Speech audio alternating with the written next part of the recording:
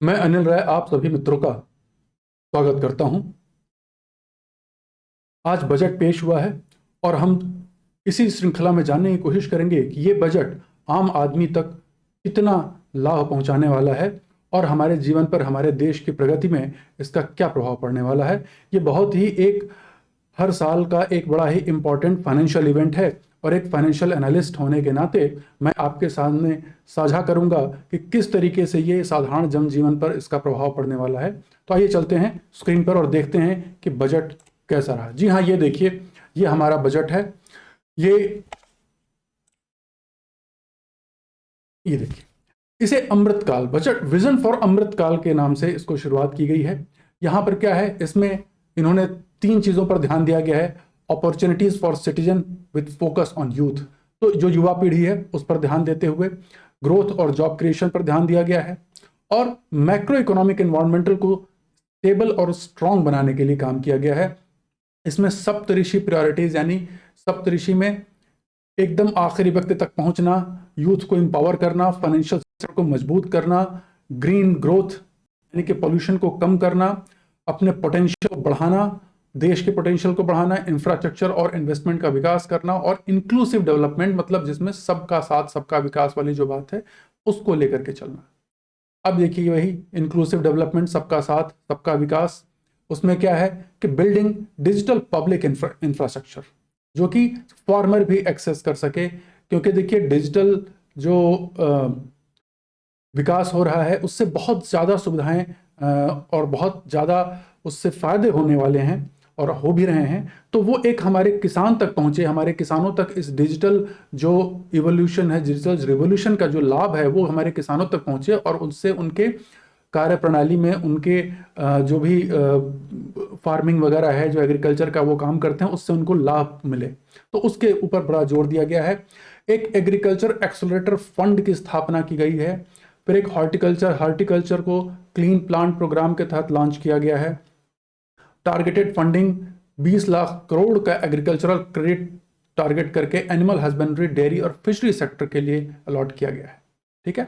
फिर making India global hub for millets, Shri अन्न योजना के तहत ग्लोबल हब बनाने के लिए जो मिलेट्स हैं उनके लिए अब ये setting up of widely available storage capacity जो है, वेयरहाउसिंग कैपेसिटी जो सबसे बड़ी प्रॉब्लम है, उसको बढ़ाने के लिए बहुत एक कोशिश की गई है इस बजट में।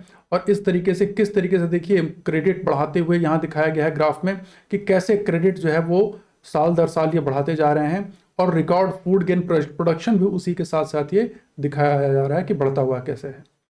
अब हेल्थ में 157 यानी 157 न्यू नर्सिंग कॉलेज की स्थापना की जाएगी।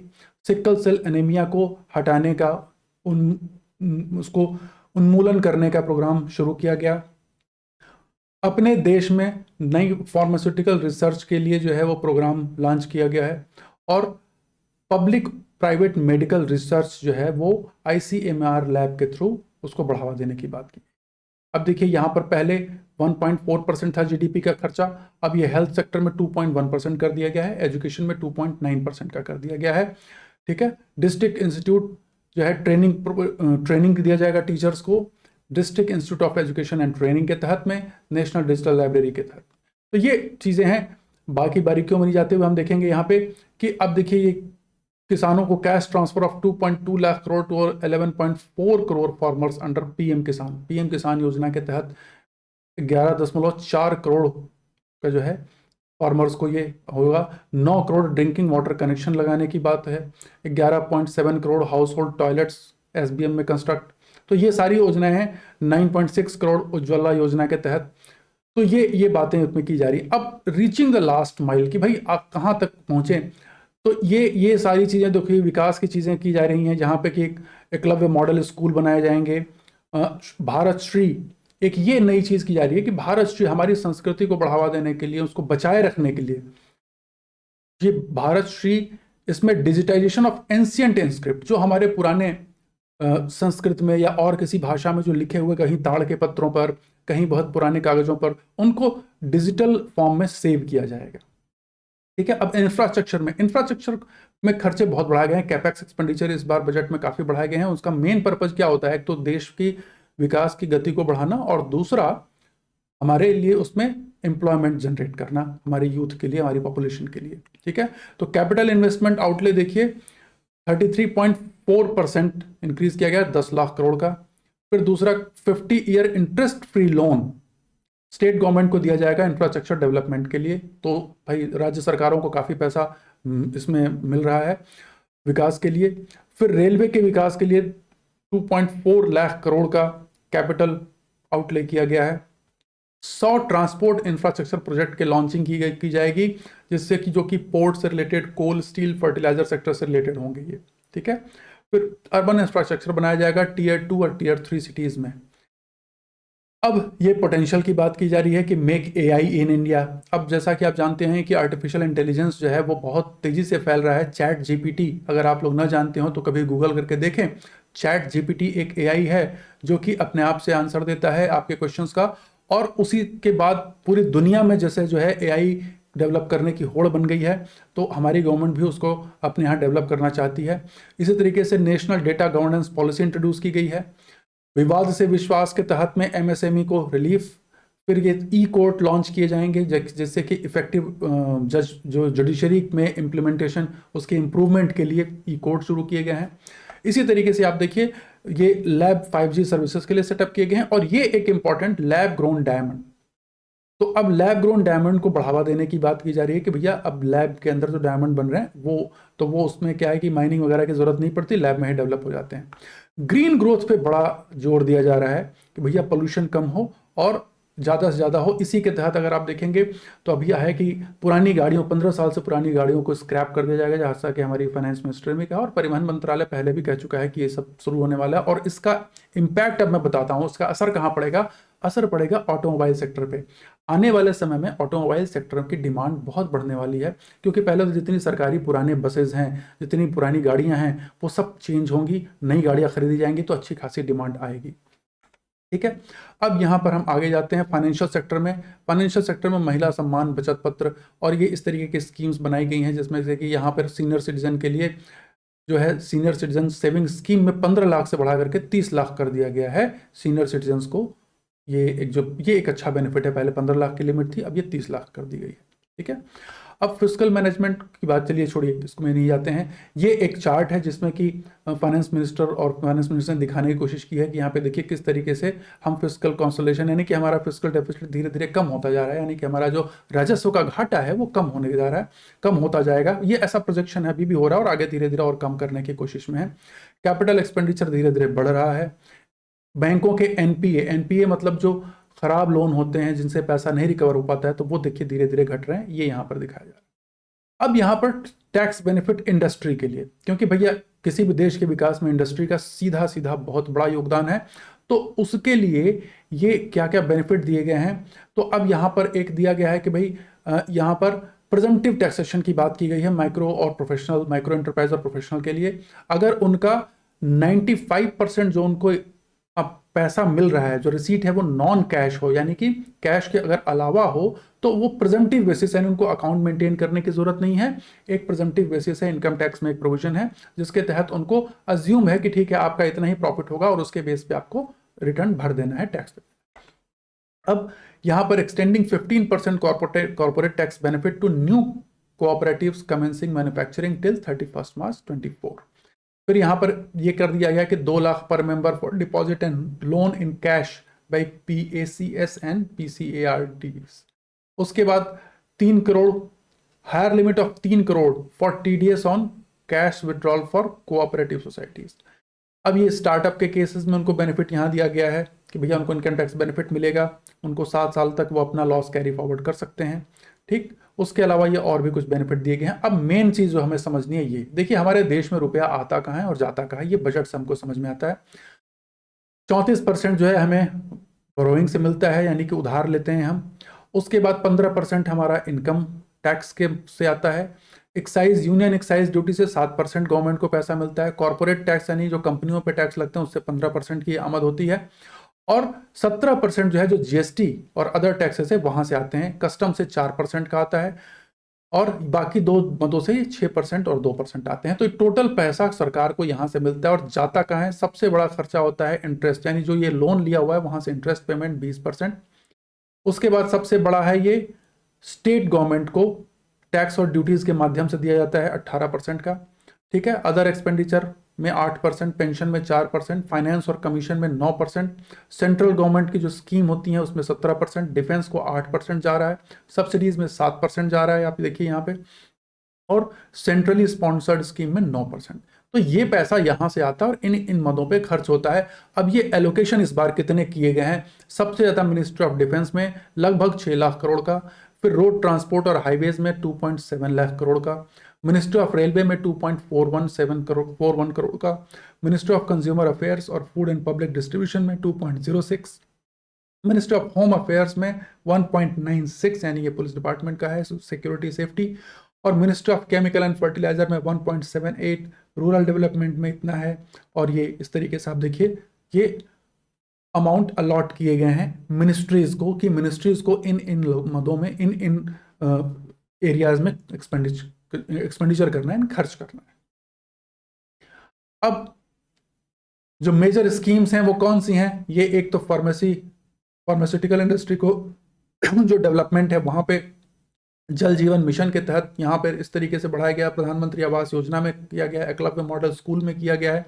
और ये जो मैं बात कर रहा हूं, देखिए एक तरफ से पुरानी गाड़ियों को स्क्रैप किया जाएगा और दूसरी तरफ ये faster adoption and manufacturing of EVs, electric vehicles को बहुत ज्यादा बढ़ावा देने की बात की जा रही है। तो आने वाले समय में आप ढेर सारी इलेक्ट्रिक व्हीकल्स जो है सड़कों पे देखेंगे, और वो एक एरिया बनता है जिसमें कि अपॉर्चुनिटीज भी हैं अगर आप इन्वेस्टमेंट के पॉइंट ऑफ व्यू से सोचते हैं तो। और यहाँ पर नॉर्थ ईस्ट को डेवलपमेंट करने के लिए, यानी जो 7 स्टेट्स हैं, आसाम, मेघालय, अरुणाचल प्रदेश, ठीक है, इस तरीके से नागालैंड, तो इनको इनको ये सारा 7 जो स्टेट्स हैं इनको डेवलप करने के लिए फंड को बढ़ाया गया है। अब हम आते हैं टैक्स प्रपोजल पे कि यहाँ पर क्या क्या किया गया है। अब यहाँ पर देखिए लिथियम आयन बैटरीज के ऊपर में बेनिफिट दिया गया है, कस्टम ड्यूटी का कम किया गया है, कैमरा लेंसेज के ऊपर किया गया है, केमिकल इंडस्ट्री के लिए किया गया है, श्रिम्प फीड में किया गया है, फिर लैब ग्रोन डायमंड्स में बेनिफिट दिया गया है फिर उसके बाद ये कस्टम ड्यूटी जो है वो कॉपर स्क्रैप के ऊपर में कंसेशनल कंटिन्यू कर दी गई है, फिर कंपाउंडेड रबर के ऊपर में इस तरीके से ये दिए गए हैं। अब सबसे आखिरी और सबसे इंपॉर्टेंट चीज है कि हमारे एक आम आदमी के लिए क्या है, इनकम टैक्स में। इनकम टैक्स में देखिए अभी सबसे बड़ी चीज क्या कर दी गई, पहले 5 लाख तक के इनकम पे आपको 1 रुपया टैक्स नहीं देना पड़ता था, अब वो बढ़ करके 7 लाख हो गई है।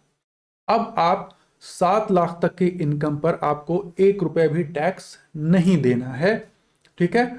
तो वो आप जरूर रिटर्न लगाएं, और अपने रिटर्न, आपका रिटर्न बहुत इंपॉर्टेंट डॉक्यूमेंट है, उससे आपके पास में एक, जिससे कहते हैं ना कि आपके पास एक पूरा मनी का एक प्रूफ होता है कि हाँ ये आपकी इनकम का प्रूफ है, तो वो इनकम का प्रूफ आराम से 7 लाख तक का हो जाएगा। और अपने घर के हर मेंबर का रिटर्न लगाएं, आपको इसमें एडवांटेज मिलेगा।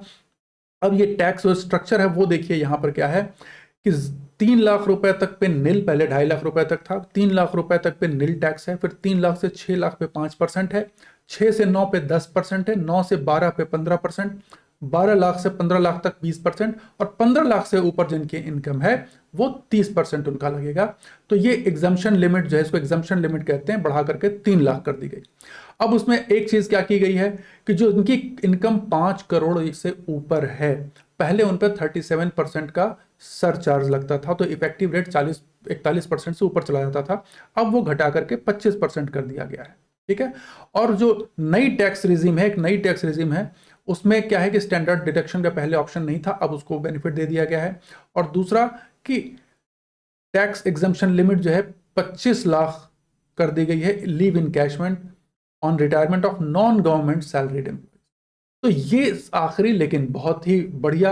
और अभी आप देखें इनकम टैक्स में क्या हो गया कि देखिए इसे इन्होंने कहा यहाँ पे कि 45% ऑफ जो है वो 24 घंटे के अंदर ये रिटर्न प्रोसेस। तो अभी फैक्ट है कि अगर ऑनलाइन अभी आप रिटर्न सबमिट करते हैं तो मतलब 24 घंटे के अंदर आपका रिटर्न एसेस होकर के आ जा रहा है, लगभग मैक्सिमम 2 से 3 दिन के अंदर। और अगर रिफंड है तो बहुत तेजी से, मतलब 1 हफ्ता 10 दिन के अंदर ही आपको रिफंड मिल जाएगा। तो ये है पूरे बजट की समरी। अब आपको अगर इससे डिटेल जानना हो तो आप देखें यहाँ पर आकर के, ये यहाँ पर डिटेल आपको मिल जाएगा। भारतीय सरकार की ये केंद्रीय बजट की वेबसाइट है, ठीक है, indiabudget.gov.in। तो इसको आप देख करके ऊपर पर, और यहाँ पर पूरी डिटेल आपको मिल जाएगी। लेकिन अब ये है कि ये बजट का मेन जो सार है वो क्या है। ये बजट अगर कहा जाए एज अ फाइनेंशियल प्रोफेशनल, मैं अगर कहूँ, इस बजट में सब चीज़ों को बैलेंस करने की कोशिश की गई है। ये एक अच्छा बजट कहा जाएगा। अगर इसकी मतलब रैंकिंग करें तो काफ़ी अच्छा बजट, एक बैलेंस्ड बजट है जिसमें लगभग इंडस्ट्री पे भी फोकस है, तो एक किसान के ऊपर भी फोकस है, एक आम आदमी की भी चीज़ों को ध्यान में रखा गया है। जिस तरीके से महंगाई काफ़ी बढ़ रही थी उसके हिसाब से income tax exemption limit 5 lakh से बढ़ा करके 7 लाख कर दिया गया है। तो ये बहुत ही अच्छा एक अपने आप में बैलेंस्ड बजट है। इससे प्रभाव क्या पड़ने वाले हैं, जो गवर्नमेंट मेजर ले रही है उससे जो कैपिटल एक्सपेंडिचर हो रहे हैं उससे डेफिनेटली ग्रोथ बढ़ेगी, सरकारी जो खर्च हो रहे हैं उससे ग्रोथ बढ़ेगी और एम्प्लॉयमेंट जनरेशन में हेल्प मिलेगी। अब देखिए ये अलग मुद्दा है सरकार इसको कितना ईमानदारी से लागू करती है। हम किसी पॉलिटिकल डिबेट में नहीं जाएंगे कि कौन सी पार्टी के क्या व्यूज़ हैं। मैं केवल एक फाइनेंशियल एनालिस्ट और एक कंसल्टेंट होने के नाते केवल आपको निष्पक्ष राय दूंगा इसके बारे में कि हाँ, ये एक इंडस्ट्री के हिसाब से एक अच्छा बजट है जिसमें कि हमारे उद्योगों पे भी ध्यान दिया गया है, तो हमारे शिक्षा पे भी ध्यान दिया गया है, हमारे किसानों पे भी ध्यान दिया गया है। और बाकी चीज़ें देखिए, कोई भी बजट हो, ऐसा कोई बजट नहीं है जो अपने आप में 100% परफेक्ट हो। कुछ ना कुछ खामियां, कुछ ना कुछ कमियां रहेंगी ही। सबसे बड़ी बात यह है कि जिन बजट में जो प्रोविजन है वो किस हद तक सही तरीके से इंप्लीमेंट करके आम जनता तक पहुंचाए जाए, ये सबसे बड़ा चैलेंज रहेगा सरकार के लिए। ठीक है, इन्हीं शब्दों के साथ मैं आपसे विदा लेता हूं। अगले सीरीज में फिर मिलेंगे, तब तक के लिए बहुत बहुत धन्यवाद। नमस्कार।